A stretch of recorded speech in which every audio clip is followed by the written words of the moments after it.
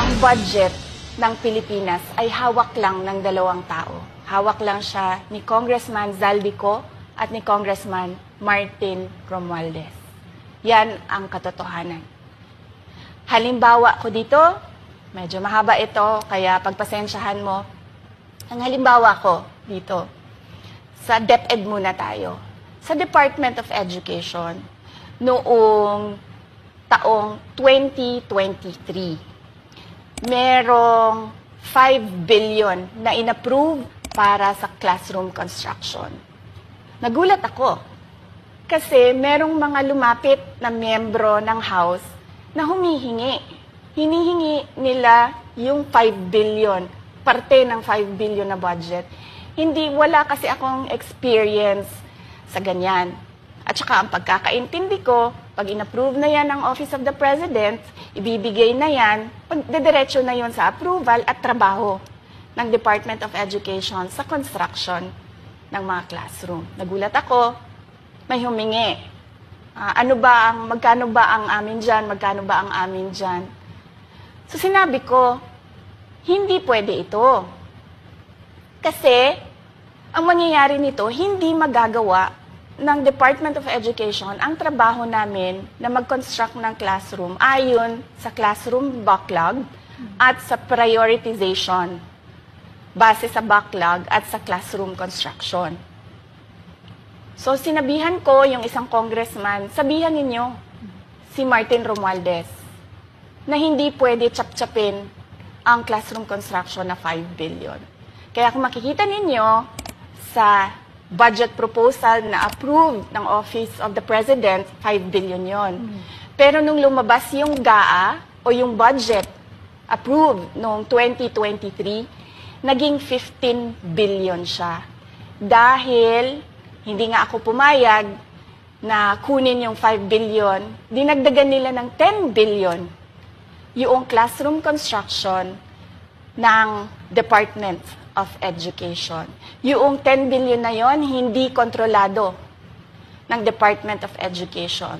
Controlled yon ni Congressman Zaldico at Congressman Martin Romualdez. Hindi ko na kailangan ng corroborative witness dito dahil makikita niyo yon sa papel. Makikita ng taong bayan yon sa papel. NEP, 5 billion, lumabas ang budget approved, 15 billion. So, maiintindihan niyo, di ba? Bakit pa tayo magbo-budget hearing para sa Office of the Vice President? 2 tao lang naman ang nasusunod sa budget ng bayan natin. Halimbawa, taong 2024, kung makikita niyo, ang approved na budget ng Office of the President para sa classroom construction ay 19 billion. Noong lumabas na ang House version ng Appropriations Bill, ay naging 24 billion ito. So, approved 19 billion, paglabas sa House, naging 24 billion. At doon sa 24 billion na yon, kung hahanapin mo sa papel, kinuha nila ang 5 billion ng repairs ng classrooms at nilagay nila doon sa 19 billion para maging 24 billion siya. So, ang naiwan sa repairs, sa kawawang mga classroom, ay 1 billion. Kaya, makikita nyo, sa papel, nandyan yan. Naging 24 billion.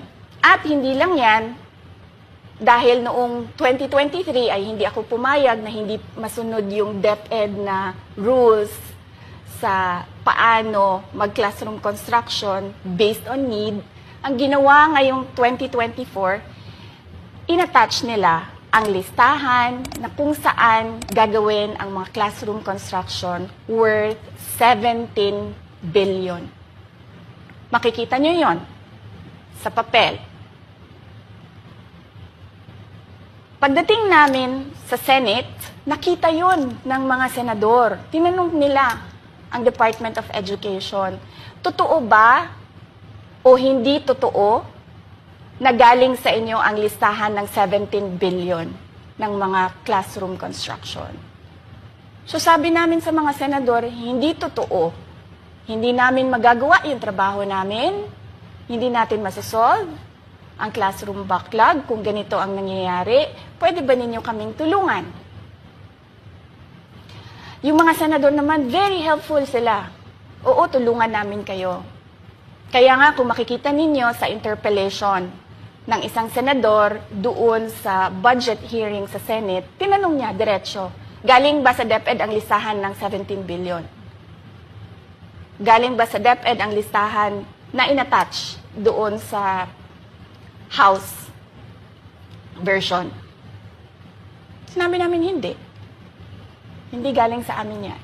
On record yon. Makikita nyo sa mga videos, balikan nyo yung mga videos. Makikita nyo.